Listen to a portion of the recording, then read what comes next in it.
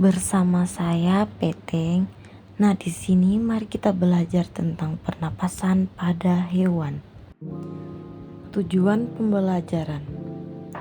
Setelah menonton video pembelajaran, kalian dapat menunjukkan organ pernapasan pada hewan dan fungsinya dengan benar. Seperti manusia, hewan juga bernapas untuk mengambil oksigen dan membuang karbon dioksida. Namun, sistem pernapasan pada hewan berbeda dari manusia. Bahkan, sistem pernapasan pada hewan pun berbeda-beda sesuai jenisnya. Pernapasan pada cacing tanah atau vermes. Cacing tidak mempunyai alat pernapasan khusus. Cacing bernapas melalui permukaan kulit. Kulit cacing selalu basah dan berlendir untuk memudahkan penyerapan oksigen dari udara. Oleh karena itu, cacing menyukai tempat lembab untuk menjaga supaya kulit tubuhnya selalu basah dan berlendir. Pernapasan pada serangga atau insekta. Alat pernapasan serangga berupa trakea, yaitu sistem tabung yang memiliki banyak percabangan di dalam tubuh. Percabangan trakea disebut trakeola. Trakea menyedarkan oksigen langsung ke semua sel tubuh dan organ serta menyerap karbon dioksida dari semua sel tubuh untuk dibuang. Pernapasan pada ikan atau pisces. Ikan bernapas dengan organ khusus mirip saringan yang disebut insang. Insang berbentuk lembaran tipis berwarna merah muda dan selalu lembab. Untuk memperoleh cukup oksigen, mulut ikan dan insang bekerja bersama-sama seperti pompa isap air. Pertama-tama, tutup insang menutup.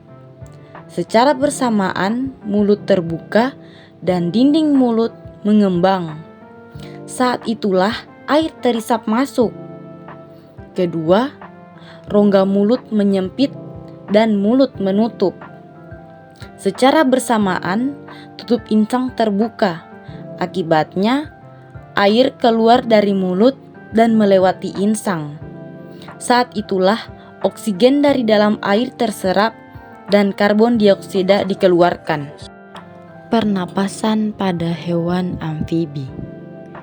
Katak termaksud hewan amfibi, yaitu hewan yang hidup di darat dan di air. Saat masih berupa kecebong, katak hidup di dalam air dan bernapas menggunakan insang. Insang kecebong terletak di luar tubuhnya dan terdiri atas lembaran-lembaran kulit halus mengandung kapiler darah. Setelah berumur 9 hari, kecebong bernapas menggunakan insang dalam. Insang dalam akan menyusut seiring mulai berfungsinya paru-paru dan katak muda pun tumbuh menjadi katak dewasa. Katak dewasa bernapas menggunakan paru-paru dan permukaan kulitnya. Pernapasan pada reptil. Reptil bernapas menggunakan paru-paru. Udara masuk melalui hidung, lalu ke batang tenggorokan, lalu ke paru-paru. Pernapasan pada burung atau aves. Burung bernafas dengan sepasang paru-paru. Udara yang mengandung oksigen masuk melalui lubang hidung pada pangkal paruh sebelah atas. Selanjutnya, udara masuk ke pembuluh udara yang disebut trakea. Dari trakea, udara sebagian masuk ke paru-paru dan sebagian lagi masuk ke kantong udara. Kantong udara burung berfungsi sebagai tempat penyimpan udara. Saat tidak terbang, burung menghirup udara sebanyak-banyaknya. Udara yang dihirup itu kemudian disimpan dalam kantong udara. Saat terbang, burung tidak menghirup udara, melainkan mengambil dari kantong udaranya. Pernapasan pada mamalia darat.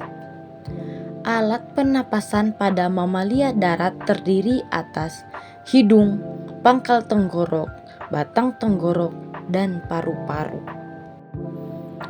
Pernapasan pada mamalia air. Pada mamalia air, hidungnya dilengkapi dengan katup. Saat mamalia tersebut menyelam, katup akan menutup.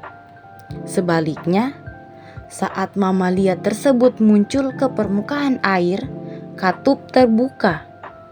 Saat itulah mamalia air tersebut akan menghirup oksigen serta mengeluarkan karbon dioksida dan uap air. Demikian tadi pembelajaran tentang pernapasan pada hewan. Terima kasih, tetap semangat belajar.